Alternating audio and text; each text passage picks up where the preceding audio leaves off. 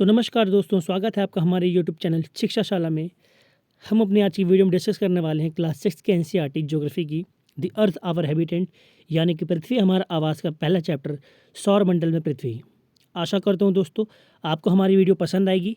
अगर पसंद आए तो आप लोग लाइक शेयर सब्सक्राइब करना हमारे चैनल को ना भूलें, और हम धीरे धीरे सारी क्लास के एनसीईआरटी को कवर करेंगे, तो हमारे साथ जुड़े रहें और हमारे चैनल को सब्सक्राइब जरूर करें ताकि कोई भी वीडियो जितने जल्दी आए उतनी जल्दी आपको मिल सके। चलिए दोस्तों, हम अपना आज का लेक्चर स्टार्ट करते हैं। सौरमंडल में पृथ्वी, क्लास 6 की ज्योग्राफी का पहला चैप्टर। अंतरिक्ष में रात के समय आप प्रतिदिन कुछ चमकदार वस्तुओं को देखते हैं, जिसमें चंद्रमा, तारे आदि सम्मिलित हैं। इन चमकदार वस्तुओं को आप दिन के समय नहीं देख सकते। यहाँ पे बात की गई है कि रात के समय हम लोग अंतरिक्ष में चमकदार वस्तुओं को देखते हैं, जिनमें सूर्य, चंद्रमा, तारे आदि सम्मिलित होते हैं। हम दिन के समय इन चमकदार वस्तुओं को या इन चमकदार चीज़ों को नहीं देख सकते हैं। क्यों? क्योंकि दिन के समय जो सूर्य होता है उसकी रोशनी में, उसके प्रकाश में ये सभी वस्तुएं छिप जाती हैं और हमें नहीं दिखाई देती। लेकिन जब रात में, जब सूर्य चला जाता है, जब सूर्य की पोजीशन, जब पृथ्वी की पोजीशन चेंज होती है, तब हमें ये चीज़ें रात में दिखाई देती हैं, चाहे वो तारे हों, चाहे चंद्रमा हो। अब पूर्णिमा के दिन आप लोग पूर्ण रूप से चंद्रमा को देख सकते हैं, जबकि अमावस्या के दिन चंद्रमा आपको नहीं दिखाई देता। ऐसा क्यों होता है? ऐसा सूर्य तथा चंद्रमा और पृथ्वी की स्थिति के कारण होता है। जैसे कि आप लोग इस फोटो में देख पाएंगे अमावस्या वाली में, कि अमावस्या के दिन कैसी स्थिति होती है। तो अमावस्या के दिन आप लोग देखेंगे कि जो सूर्य होता है और पृथ्वी, इन दोनों के बीच में, देखिए सूर्य और पृथ्वी के बीच में चंद्रमा होता है। इस कारण, क्योंकि सूर्य जो है उसकी रोशनी इतनी तेज होती है कि चंद्रमा हमें पृथ्वी से दिखाई नहीं देता। हमारी पृथ्वी से अगर हम चंद्रमा की बात करें तो चंद्रमा ये रहा अमावस्या के दिन, और इसका हमें इतना ही भाग दिखता, चंद्रमा का आधा हिस्सा। आप किसी भी चीज़ को क्योंकि देखेंगे, मान लीजिए चंद्रमा है, मैंने ये चंद्रमा बनाया, तो आपको ये आगे से ही तो दिखाई देगा, पीछे से तो दिखाई देगा नहीं। क्यों? क्योंकि कोई भी चीज़ हमारी आंखों के सामने ही दिखेगी, उसके पीछे की चीज़ हमारी आंखों के सामने नहीं दिखेगी। हम जब उसके पीछे जाएंगे तब वो चीज़ हमें दिखेगी। जैसे कि आप किसी इंसान की बात करें, या आपके घर में मम्मी पापा हैं या आपके भाई बहन हैं, आप उनको जब देखेंगे सामने से तो आपको उनका चेहरा दिखाई देगा, नाक दिखाई देगी, जबकि पीछे का हिस्सा नहीं दिखाई देगा। ऐसा क्यों होता है? क्योंकि हमारी आँख उतना ही कवर कर पाती है। तो हमारी पृथ्वी से चंद्रमा इतना दिखता है आधा। जब इसकी रोशनी इतनी तेज़ होती है तो हमारी पृथ्वी से भी ये हमें दिखाई नहीं देता। ये किस दिन होता है? ये अमावस्या के दिन होता है। अमावस्या के दिन आपको चंद्रमा नहीं दिखाई देगा। जबकि अगर हम पूर्णिमा की बात करें तो पूर्णिमा के दिन पृथ्वी क्या होती है? पृथ्वी चंद्रमा और सूरज के बीच में स्थित होती है। यानी कि जब पृथ्वी पर सूर्य का प्रकाश पड़ता है तो पृथ्वी में तो यहाँ पर चंद्रमा नहीं है, तो हमें चंद्रमा दिखाई देगा। क्यों? क्योंकि चंद्रमा यहाँ पे है, और जब हम पृथ्वी से इसको देखेंगे तो इसका पूरा प्रकाश चंद्रमा का हमें दिखाई देता है। यदि हम खगोलीय पिंडों की बात करें, जैसे कि आगे पूछा गया है कि खगोलीय पिंड किसे कहते हैं, तो खगोलीय पिंड या खगोलीय वस्तु ऐसी वस्तुओं को कहा जाता है जो ब्रह्मांड में प्राकृतिक रूप से पाई जाती हैं। यानी कि खगोलीय पिंड एक ऐसी वस्तु है, खगोल का मतलब अंतरिक्ष विज्ञान। खगोल शास्त्री किसे कहते हैं? खगोल शास्त्री हम लोग अंतरिक्ष का अध्ययन करने वाले को कहते हैं। तो अंतरिक्ष में पाए जाने वाले पिंड यानी कि टुकड़े, पत्थर के टुकड़े या पत्थर, उन लोगों को हम पत्थरों को हम पिंड कहते हैं, पत्थर के टुकड़ों को। तो ऐसी वस्तुएं अंतरिक्ष में जो ब्रह्मांड में प्राकृतिक रूप से पाई जाती हैं, यानी कि इनको मानव ने नहीं बनाया है, इंसानों ने नहीं बनाया है। अगर मैं बात करूं सूर्य की, तो क्या सूर्य को हमने बनाया है? क्या सूर्य को इंसान ने बनाया है? नहीं, सूर्य प्राकृतिक रूप से बना है। अगर मैं पृथ्वी की बात करूं तो क्या पृथ्वी हमने बनाया है? नहीं, पृथ्वी भी प्राकृतिक रूप से बना है। क्या चंद्रमा हमने बनाया है? तो नहीं, चंद्रमा भी प्राकृतिक रूप से बना है।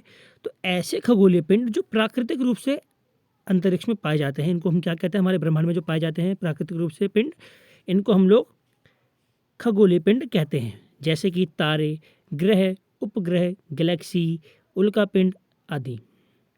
अगर हम उपग्रह की बात करें, सैटेलाइट्स की, तो कुछ आजकल हम लोग मानव निर्मित सैटेलाइट्स भी आजकल भेजते हैं। चलिए हम लोग आगे बढ़ते हैं। हमारी जो नेक्स्ट स्लाइड है उसमें हम लोग तारे के बारे में पढ़ेंगे।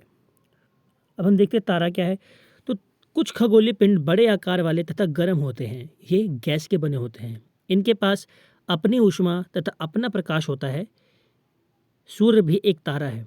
ये तारे इतने विशाल होकर भी हमें छोटे दिखाई देते हैं क्योंकि ये पृथ्वी से बहुत दूर स्थित होते हैं।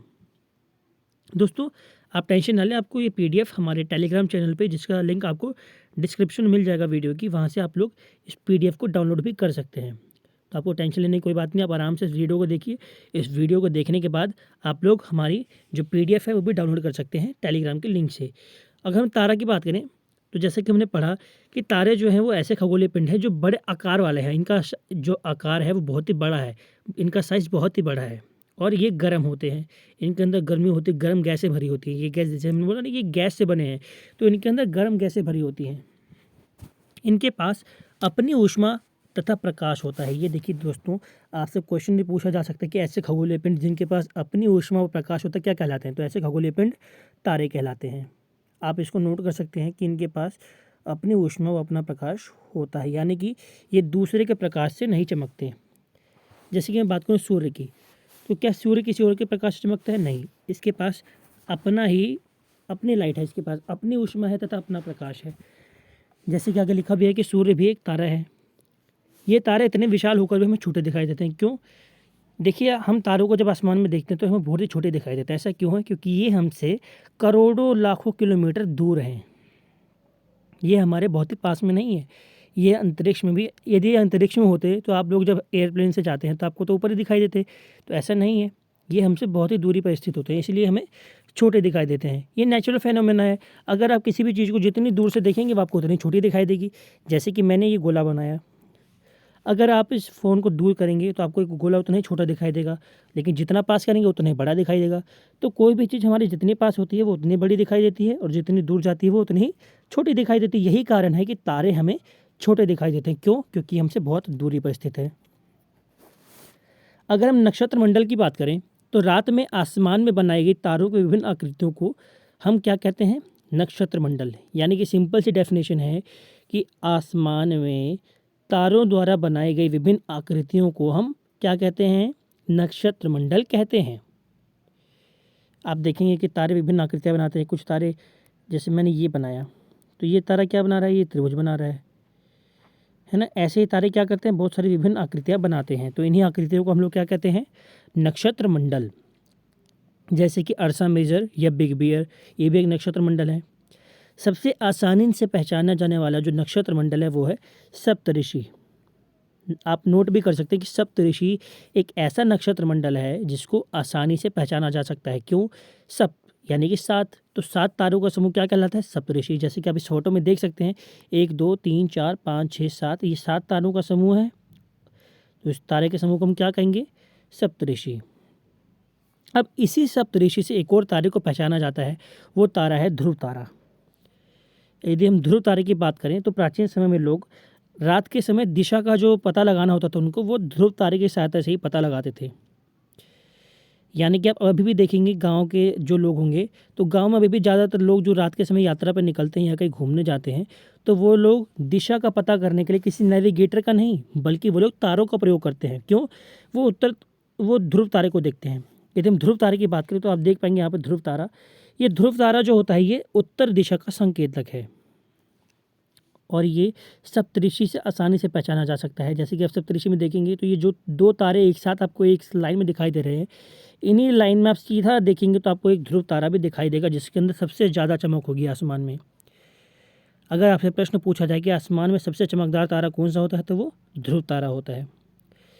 अब इसे दिशा का पता कैसे लगाते हैं? तो मान लीजिए मैंने ये बोला, जैसे यहाँ पे मान लीजिए ध्रुव तारा है। अब ध्रुव तारा किस दिशा का संकेतक है? तो ये उत्तर दिशा का संकेतक है। तो अब उत्तर के साइड में कौन सी होगी? राइट साइड में, आपकी आंखों के साइड में राइट। यदि हम देख रहे हैं तो उसके राइट साइड में हम किसको देखेंगे? वो पूर्व दिशा होगी। अब इसी के इस साइड कौन सी दिशा होगी? लेफ्ट साइड में, तो वो पश्चिम दिशा होगी। इसी के नीचे की साइड या सामने की साइड कौन सी दिशा होगी? तो दक्षिण दिशा होगी। तो ध्रुव तारे की सहायता से हम लोग आसानी से दिशा का पता लगा सकते हैं, इसमें कोई भी कन्फ्यूज़न नहीं है। आई होप आपको समझ में आ गया होगा। हम अपनी नेक्स्ट स्लाइड की ओर बढ़ते हैं जिसमें हम लोग ग्रह के बारे में डिस्कस करेंगे। तो अगर हम ग्रह की बात करें तो ऐसे खगोलीय पिंड जिनके पास अपनी ऊष्मा तथा प्रकाश नहीं होता। आपको तारे में और ग्रह में बहुत ही बेसिक सा डिफरेंस पता चल गया होगा। अगर आपके पेपर में क्वेश्चन आता है कि तारे और ग्रह के बीच में क्या अंतर है, तो आप सिंपल सा आंसर लिख सकते हैं कि जो तारे होते हैं इनके पास अपनी ऊष्मा तथा प्रकाश होता है, जबकि ग्रह के पास अपनी ऊष्मा तथा प्रकाश नहीं होता। तो क्वेश्चन ये उठता है कि ये चमकते कैसे हैं फिर? तो इन पे जो चमक है या इन पे जो लाइट है वो कहाँ से आती है? वो सूर्य से आती है, या तारों से आती है। यानी कि सिंपल सा कहने का मतलब ये है कि ग्रह एक ऐसे खगोलीय पिंड है जिनके पास अपनी ऊष्मा तथा प्रकाश नहीं है, किंतु ये लाइट के लिए क्या करते हैं, लाइट का शोषण का क्या है, तारे, यानी कि स्टार्स जो है वो इनको लाइट देते हैं। जैसे कि अब अगर पृथ्वी की बात करें हम, तो आप पृथ्वी को देखेंगे कि पृथ्वी पे कहाँ से आती है लाइट, तो पृथ्वी पे सारी लाइट्स या सारी ऊर्जा कहाँ से आती है, सूर्य से आती है। हम लोग सन से लाइट लेते हैं, दिन के समय आप देखेंगे कि लाइट जो आएगी वो सन से आएगी। पूरे पृथ्वी पर प्रकाश कहाँ से आता है, सन से।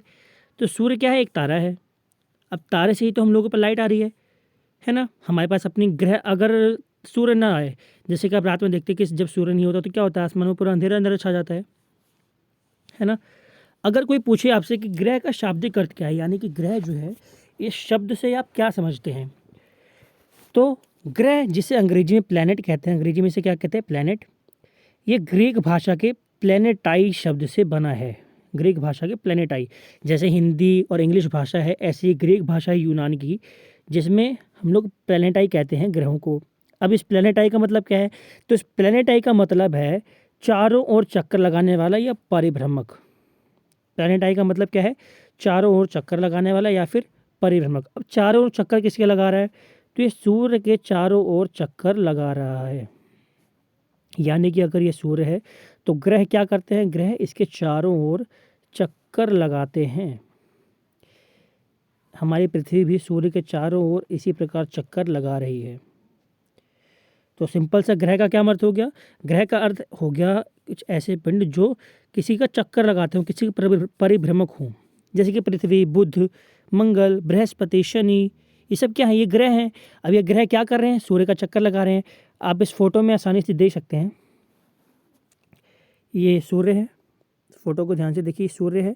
अब इसके चारों ओर चक्कर लगाते हैं, ये है बुध सबसे पहले, उसके बाद शुक्र, उसके बाद पृथ्वी, उसके बाद मंगल, फिर शुद्ध ग्रह की पट्टी आपको दिखेगी।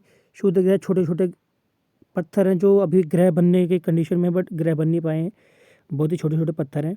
उसके बाद आप लोग बृहस्पति को देखेंगे, फिर आप लोग यूरेनस को देखेंगे, शनि को देखेंगे, उसके बाद फिर आप लोग यूरेनस को देखेंगे, फिर आप लोग नेपच्यून को देखेंगे। यानी कि हमारे जो सौरमंडल है, सौरमंडल में कितने ग्रह हैं, तो टोटल 8 ग्रह हैं। ये ग्रह क्या करते हैं, सूर्य का चक्कर लगाते रहते हैं। चलिए हम नेक्स्ट स्लाइड की ओर बढ़ते हैं। हमारी नेक्स्ट स्लाइड है सौरमंडल की ही, इसमें आप लोग अच्छे से समझ जाएंगे जो मैं कहना चाह रहा था। सूर्य के परिवार को सौरमंडल कहते हैं। पौराणिक रोमन कहानियों में सूर्य देवता को कहा जाता है। सूर्य ग्रह, उपग्रह तथा कुछ अन्य खगोलीय पिंडों जैसे शुद्ध ग्रह और उल्का पिंड मिलकर सौरमंडल का निर्माण करते हैं। इसे हम सौर परिवार भी कहते हैं, जिसका मुखिया सूर्य है। कहने का मतलब क्या है, सौरमंडल, सौरमंडल यानी कि सूर्य का परिवार। मान लीजिए ये अगर सूर्य है, मान लीजिए बीच में क्या है, मैंने एक छोटा सा गोला बनाया सूर्य का, सॉरी को डिस्टर्बेंस हो गई है, हाँ जी अब वापस आ गए हम लोग सही दिशा में। तो मान लीजिए हमने क्या बनाया, एक छोटा सा गोला जिसको हम लोग बोल रहे हैं सूर्य। पेन का कलर चेंज कर लेता हूँ, ये मान लिया मैंने बनाया सूर्य, ये क्या है, सूर्य। अब इसके चारों ओर जो चक्कर लगा रहे हैं वो क्या है, ग्रह। ग्रह क्या करते हैं, इसके चारों ओर चक्कर लगाते हैं। तो जो चक्कर लगा रहे हैं इनको हम क्या कहेंगे, सूर्य का परिवार, है ना। अब इन्हीं ग्रहों में कुछ इनके साथ खुद शुद्ध ग्रह भी हैं, जैसे कि हमने पढ़ाई ग्रह, उपग्रह। अब उपग्रह क्या करते हैं, जैसे हमारे जो सौर्य है या सूर्य है, अब सूर्य का चक्कर ग्रह लगाते हैं। मान लीजिए ये एक ग्रह है, बीच में सूर्य, इस सूर्य का चक्कर कौन लगा रहा है, ग्रह। अब उपग्रह क्या करते हैं, उपग्रह ग्रहों का चक्कर लगाते हैं। मान लीजिए पृथ्वी है, तो इस पृथ्वी के चारों ओर जो घूम रहा होगा वो क्या कहलाएगा, ग्रह। जैसे कि पृथ्वी का ग्रह कौन सा है, उपग्रह, वो उपग्रह कहलाएगा। यानी कि पृथ्वी का उपग्रह कौन सा है, जैसे देखें तो चंद्रमा। चंद्रमा क्या करता है, पृथ्वी का चक्कर लगाता है ना। तो जो ग्रह का चक्कर लगाए उसे हम उपग्रह कहते हैं, और जो सूर्य का चक्कर लगाए उसे हम ग्रह कहते हैं। ये सभी मिलकर क्या करते हैं, सौरमंडल का निर्माण करते हैं। यदि हम उल्का पिंडों की बात करें तो उल्का पिंड अंतरिक्ष में ऐसे पत्थर हैं जो इंडिपेंडेंट हैं, जो कहीं भी घूमते रहते हैं। ना ये सूर्य का चक्कर लगा रहे हैं, ये कुछ भी करते हैं। कभी सूर्य का चक्कर भी लगा सकते हैं, कभी पृथ्वी का चक्कर भी लगा सकते हैं, कभी बुध का चक्कर भी लगा सकते हैं, तो कभी किसी से टकरा भी सकते हैं। अगर टकराते हैं तो भीषण विस्फोट होता है, बहुत ही बड़ा ब्लास्ट होता है इससे। कहने का मतलब ये है कि सौरमंडल सूर्य का परिवार है, जिसमें सूर्य, ग्रह, उपग्रह, कुछ खगोलीय पिंड जैसे क्षुद्र ग्रह। क्षुद्र ग्रह क्या है? तो मंगल और बृहस्पति के बीच आप लोग देख पाएंगे बहुत बड़ी पट्टी है, जिसे हम क्षुद्र ग्रह कह रहे हैं। आगे पढ़ेंगे इसके बारे में हम लोग। अब अगर हम सूर्य की बात करें, सूर्य क्या है? तो सूर्य सौरमंडल के केंद्र में स्थित है, जैसे कि मैंने आपको बताया पहले कि बीच में क्या है? सूर्य। यह अत्यधिक गर्म गैसों से बना है। सबसे गर्म क्या है? तो सूर्य है। आप गर्मी में देखेंगे कि जितनी ज़्यादा इंटेंसिटी रहेगी सूर्य की, उतनी ज़्यादा गर्मी पड़ेगी, क्योंकि सूर्य क्या है? ये गर्म गैसों से बना है। ये क्या करता है? हीट जनरेट करता है, गर्म गैसें ही छोड़ता है, गर्म चीज़ें छोड़ता है यह सौरमंडल का एकमात्र ऊष्मा तथा प्रकाश का स्रोत है। यानी कि सौरमंडल जिसकी हम बात कर रहे हैं उसमें एकमात्र ऊष्मा तथा प्रकाश का स्रोत क्या है? सूर्य। यानी कि सूर्य नहीं होगा तो रोशनी नहीं आती है किसी भी ग्रह पे। अगर इसकी दूरी की बात करें तो सूर्य पृथ्वी से लगभग 15 करोड़ किलोमीटर, देखिए 15 करोड़ किलोमीटर दूर है। अंदाज़ा लगा सकते हैं कि सूर्य कितना बड़ा होगा। सूर्य हमारी पृथ्वी से बहुत ज़्यादा बड़ा है। सूर्य हमारी पृथ्वी से बहुत ज़्यादा बड़ा है, लेकिन दिखता छोटा क्यों? क्योंकि हमसे 15 करोड़ किलोमीटर दूर है। 1-2 मीटर नहीं, 15 करोड़ किलोमीटर, इसीलिए हमें इतना छोटा दिखाई देता है। अब नीचे आप लोग अपने एनसीईआरटी में एक देखेंगे कॉलम, जिसमें लिखा होगा कि आप जानते हैं। इसमें हम पढ़ते हैं, तो खगोलीय पिंडों एवं उनके संबंध में अध्ययन करने वालों को खगोल शास्त्री कहा जाता है। देखिए आपके पेपर में क्वेश्चन आ सकता है कि खगोल शास्त्री क्या है। तो खगोल शास्त्री ऐसे लोग हैं जो खगोलीय पिंडों का या उनके संबंध में कुछ अध्ययन करते हैं। जैसे कि हमारे भारत में आर्यभट्ट थे, प्राचीन भारत के महान खगोल शास्त्री थे, जिन्होंने कहा था कि जो सभी ग्रह है तथा चंद्रमा है ये घूम रहे हैं सूर्य के आसपास, और ये सूर्य के प्रकाश के कारण ही चमकते हैं। आर्यभट्ट ने ये कहा था कि जो सूर्य तथा चंद्रमा है ये किसके प्रकाश से चमकते हैं? सूर्य के प्रकाश से। इनके पास अपनी ऊष्मा तथा प्रकाश नहीं है। तो क्या समझा हमने कि खगोल शास्त्री ऐसे लोग होते हैं जो खगोलीय पिंडों या अंतरिक्ष में सामानों का, अंतरिक्ष में दिख रही चीज़ों का अध्ययन करते हैं। ठीक है, हम नेक्स्ट स्लाइड की ओर चलते हैं। जो हमारी नेक्स्ट स्लाइड है उसमें हम लोग ग्रह को समझेंगे। ग्रह क्या है? ग्रह को तो हमने समझ लिया क्या है, लेकिन अब ग्रहों की बात करते हैं। ग्रह है कौन कौन से? तो हमारे सौरमंडल में 8 ग्रह हैं। ग्रह का काम क्या होता है? सूर्य के चारों ओर चक्कर लगाना, है ना। अब सूर्य से दूरी के अनुसार ये किस रूप में है? तो बुध। सूर्य से सबसे पास कौन सा है? बुध। उसके बाद शुक्र, फिर पृथ्वी, फिर मंगल, बृहस्पति, शनि, यूरेनस और नेपच्यून। जैसे कि मैंने आपको इस वाले स्लाइड में भी दिखाया था, इस स्लाइड में आप देख सकते हैं। हमने इसमें आराम से ग्रह का अध्ययन किया है। अब दूरी के हिसाब से देखें तो सबसे पहले कौन सा आता है? सूर्य के सबसे पास कौन सा है? देखिए यहाँ पे आप देख सकते हैं, सूर्य के सबसे पास है, एक मिनट दोबारा उसी पे जाता हूँ। हाँ ये रहा। इस स्लाइड में हम लोग देख सकते हैं कि सूर्य के सबसे नज़दीक का ग्रह कौन सा है? ये रहा सूर्य। सूर्य के सबसे पास कौन सा है? बुध। आप लोग नोट भी कर सकते हैं, ये पेपर में आता है क्वेश्चन कि सूर्य के सबसे नज़दीक का ग्रह कौन सा है। तो सबसे पहले आता है बुध, उसके बाद आता है शुक्र, उसके बाद आती है पृथ्वी हमारी, उसके बाद आता है मंगल, उसके बाद आता है बृहस्पति, उसके बाद शनि, देन यूरेनस, और उसके बाद अंतिम में नेपच्यून। आप लोग आसानी से याद कर सकते हैं कि सूर्य के दूरी के हिसाब से सूर्य से सबसे नज़दीक ग्रह है वो है बुध। उसके बाद देखिए आप एक एक छोड़ के, है ना, बुध। अगर आप वीक डेज़ की बात करें, हम हफ्तों की बात करें, हफ्तों में कितने दिन होते हैं? तो 7 दिन होते हैं। अगर हम 7 दिन को देखें तो सबसे पहले मान लीजिए हम बुध को ले रहे हैं। अब बुधवार के बाद कौन सा आता है? वीरवार। तो हमें वीरवार को छोड़ के क्या देखना है? शुक्र, है ना। एक एक छोड़ के बुध, उसके बाद शुक्र, फिर शनि, रवि। रवि की जगह आप लोग क्या ले लीजिए? पृथ्वी। ठीक है, रवि की जगह हमने किसको जोड़ा? पृथ्वी। फिर उसके बाद रविवार हमने एक और छोड़ा सोमवार को, तो फिर क्या आया? मंगल। उसका हमने क्या लिखा? मंगल, है ना, मंगल आ गया। उसके बाद मंगल, उसके बाद एक छोड़ के क्या आएगा? वीरवार। तो वीरवार को हम लोग बृहस्पतिवार बोलते हैं, तो बृहस्पति आ गया। फिर हमने एक और दिन छोड़ा तो क्या आया? शनि। उसके बाद यूरेनस और नेपच्यून। तो आप लोग आसानी से याद कर सकते हैं, ये ट्रिक है याद करने की। चलिए हम अपनी उसी स्लाइड पर पहुँचते हैं जहाँ हम डिस्कस कर रहे थे। हाँ जी, ये देखिए सभी सौरमंडल के जो 8 ग्रह हैं ये निश्चित पथ पर सूर्य का चक्कर लगाते रहते हैं। ये रास्ते दीर्घवृत्ताकार में फैले हैं, इसे कक्षा भी कहते हैं। देखिए आप लोग जो इस पिक्चर में देख पा रहे थे, उस पिक में ये देखिए ये क्या कर रहे हैं? सौरमंडल में ग्रह सूर्य का चक्कर लगा रहे हैं, है ना।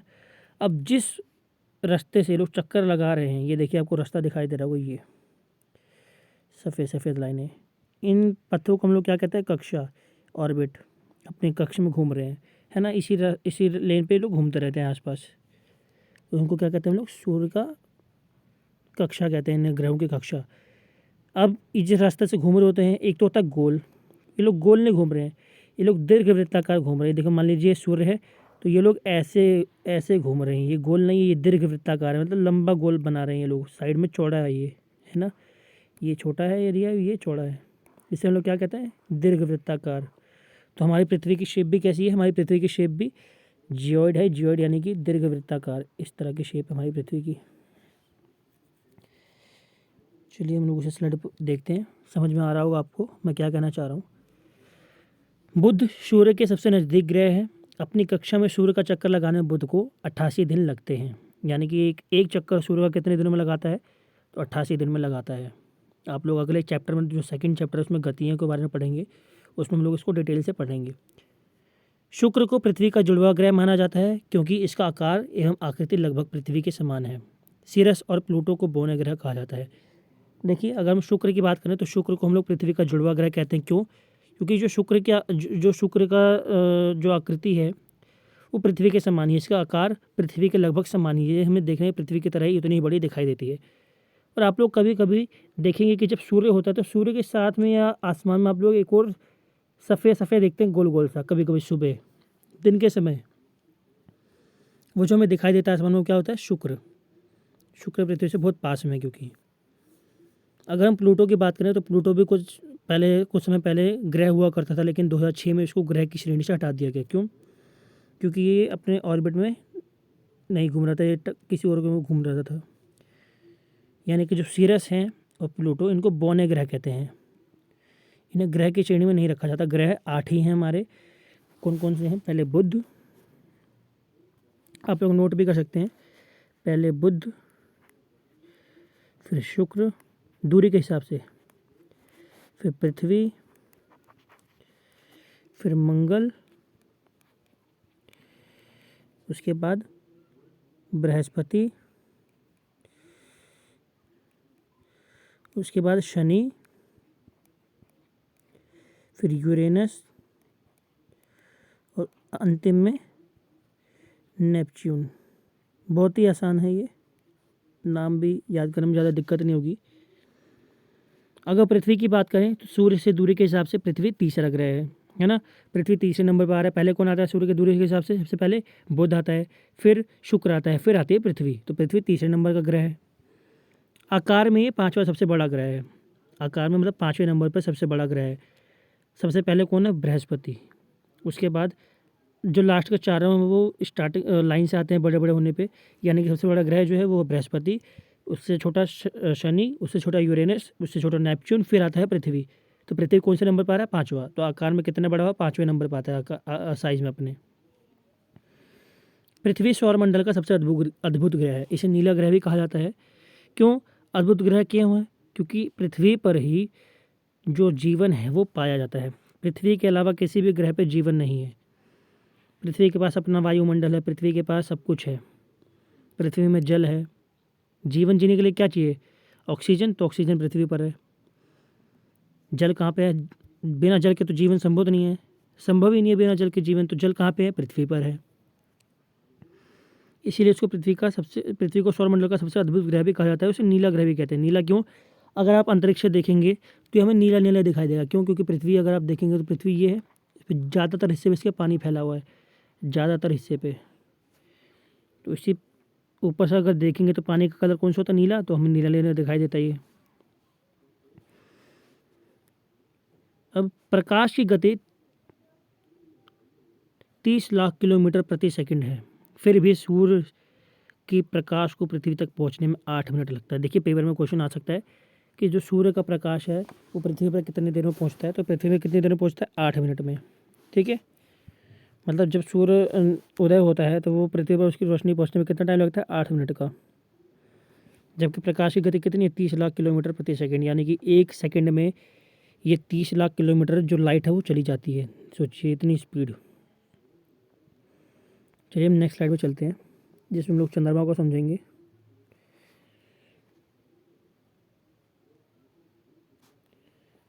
हमारे पृथ्वी के पास केवल एक उपग्रह है, उसका नाम क्या है? चंद्रमा। इसका व्यास पृथ्वी के व्यास का केवल 1/4 है। यह हमसे लगभग 48,4400 किलोमीटर 3,84,400 किलोमीटर दूर है। चंद्रमा पृथ्वी का एक चक्कर 27 दिन में पूरा करता है। लगभग इतने ही समय में यह अपने अक्ष पर एक चक्कर पूरा भी करता है। देखिए, अगर क्वेश्चन है पेपर में कि चंद्रमा क्या है, तो चंद्रमा क्या है? पृथ्वी का एक उपग्रह है। उपग्रह क्या होता है? जो ग्रह का चक्कर लगाता है। इसका व्यास पृथ्वी के व्यास का केवल 1/4, यानी कि पृथ्वी से 1/4 छोटा है। यह हमसे लगभग 3,84,400 किलोमीटर दूर है। देख सकते हैं कितना दूर है, 3 लाख किलोमीटर दूर, लगभग 3.25 लाख। चंद्रमा पृथ्वी का एक चक्कर 27 दिन में पूरा करता है। जैसे कि मैंने बताया ना कि जो उपग्रह है तो वो तो ग्रह का चक्कर लगाते हैं। तो अगर पृथ्वी की बात करें, मान लीजिए पृथ्वी है, तो पृथ्वी का चक्कर कितने दिन में पूरा करता है? 27 दिन में। ठीक है, लगभग इतने ही समय में ये अपने अक्ष पर भी एक चक्कर पूरा करता है। अपने अक्ष मतलब देखिए, एक तो पृथ्वी ऐसे घूम रही है, सूर्य का चक्कर लगा रही है, और एक ये खुद भी घूम रही है, खुद भी तो घूम रही है ऐसे, है ना। तो ऐसे चंद्रमा की अगर बात करें तो चंद्रमा, जैसे मान लीजिए चंद्रमा हम सीधा देखें तो ये रहा। अब ये चंद्रमा घूमेगा भी तो अपने अक्ष पर घूमेगा, यानी कि इसने यहाँ से घूमना चालू किया, मान लीजिए वापस घूम के इतने पे ही आया, तो कितने दिन में आ रहा है? 27 दिन में। और 27 दिन में ये सूर्य का भी या पृथ्वी का भी चक्कर लगा रहा है। जो उपग्रह होते हैं वो ग्रह का चक्कर लगाते हैं। यानी कि अगर चंद्रमा की बात करें तो पृथ्वी का चक्कर कितने दिन में लगा रहा है? 27 दिन में। पेपर में क्वेश्चन आ सकता है कि ये चंद्रमा कितने दिन में पृथ्वी का चक्कर लगाता है, तो 27 दिन में। ठीक है, इसका आंसर ये हो जाएगा। अगर हम आगे बढ़ें तो उपग्रह एक खगोलीय पिंड है जो ग्रहों के चारों ओर उसी प्रकार चक्कर लगाता है जिस प्रकार ग्रह सूर्य के चारों ओर चक्कर लगाते हैं। मैंने आपको बताया ही अभी कि उपग्रह क्या होते हैं। उपग्रह ऐसे खगोलीय पिंड हैं जो ग्रहों का चक्कर लगाते हैं। ठीक है, और ग्रह क्या है?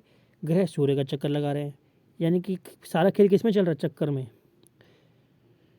अब कुछ ग्रह ऐसे हैं जो भारत में मानव निर्मित हैं या पूरे विश्व में मानव निर्मित हैं। कुछ ऐसे ग्रह भी हैं जैसे इनसेट, IRS, एडुसेट इत्यादि। ये सब क्या है? ये ऐसे उपग्रह हैं जो मानव ने बनाए हैं। ठीक है, यानी कि प्रकृति ने तो कुछ बनाए ही हैं, लेकिन कुछ मानव ने भी बनाए हैं। चंद्रमा की परिस्थितियाँ जीवन के लिए अनुकूल नहीं है। इसकी सतह पर पर्वत, मैदानों एवं गड्ढे दिखाई देते हैं। पूर्णिमा के दिन हम चंद्रमा पर इन गड्ढों को देख सकते हैं। यानी कि अगर मैं बात करूँ कि चंद्रमा पर क्या आदमी जीवित रहेगा, तो नहीं। क्यों भाई? वहाँ पे जीवन अनुकूल नहीं है। वहाँ पे ना ऑक्सीजन है, ना जल है, कुछ भी नहीं है। वहाँ पे गड्ढे गड्ढे हैं। आप लोग अगर देखेंगे ना पूर्णिमा के दिन, जिस दिन पूरा चंद्रमा दिखाई देता है, तो उस दिन आपको देखेंगे कि काला काला धब्बा दिखाई दे रहा है उसमें कहीं कहीं। आप कभी भी चंद्रमा को देखेंगे, देखिए इसमें भी चंद्रमा को देखें, जो ऊपर मैंने पिक लगा रखी है, इस पिक्चर में भी आप देख सकते हैं कि जो चंद्रमा है इसमें आपको काले काले धब्बे दिखाई दे रहे होंगे इस पिक्चर में, है ना। तो ये काले धब्बे हैं, इसीलिए वहाँ पे जीवन संभव नहीं है। आप लोग देख सकते हैं आराम से। आगे बढ़ते हैं। अब हम बात करते हैं क्षुद्र ग्रह की।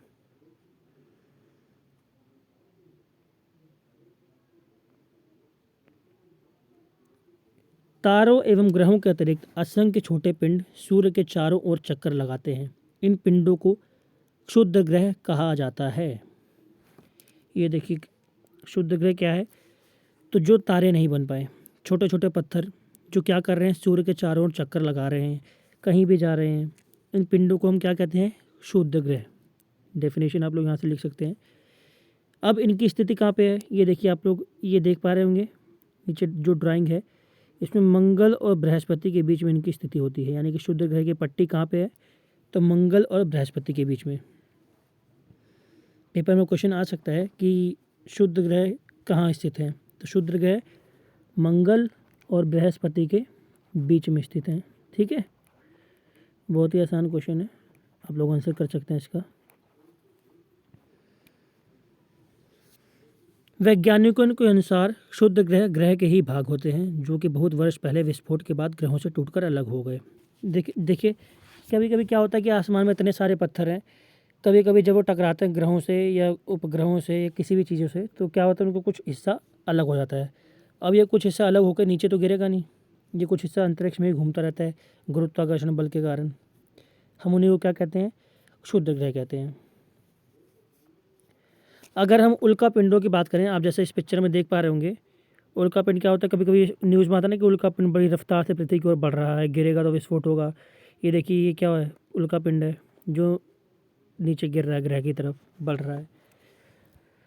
तो उल्का पिंड क्या होते हैं? तो सूर्य के चारों ओर चक्कर लगाने वाले पत्थरों के छोटे छोटे टुकड़ों को हम उल्का पिंड कहते हैं। खुले आकाश में एक ओर से दूसरी ओर तक फैली चौड़ी सफ़ेद पट्टी आकाशगंगा कहलाती है। यह लाखों तारों का समूह है। हमारा सौरमंडल आकाशगंगा का ही एक भाग है। यानी कि उल्का पिंड क्या है? तो उल्का पिंड जो सूर्य के चारों ओर चक्कर लगा रहे छोटे छोटे पत्थर, ये पत्थर कभी भी अपने गुरुत्वाकर्षण बल से अलग होकर ग्रहों की ओर बढ़ते हैं, ग्रहों पर जाके विस्फोट होता है। ठीक है। अगर हम बात करें आकाशगंगा की, तो ये आप देख रहे हैं ना, जैसे ये पिक्चर आकाशगंगा की। इसमें क्या देख रहे हैं आप? ऐसे ऐसे एक यू बना हुआ है, ये क्या है? आकाशगंगा, असंख्य तारों का समूह। इसी आकाशगंगा का एक हिस्सा है हमारा सौरमंडल। यानी कि इतनी बड़ी आकाशगंगा है और इसी आकाशगंगा का एक हिस्सा है हमारा सौरमंडल, जिसके बारे में बताना पढ़े हैं अभी तक। तो इसमें कितने, ना जाने कितने सौरमंडल की तरह ही मंडल होंगे। हम तो अभी तक, हमारे वैज्ञानिक तो केवल अभी तक सौरमंडल की ही खोज कर पाए हैं, लेकिन पता नहीं कितने असंख्य सौरमंडल होंगे इसमें, या कुछ और होगा। तो ये क्या है? ये हैं गैलेक्सीज, यानी कि आकाशगंगा। जैसे कि हमारी आकाशगंगा है जो मिल्की वे है, वो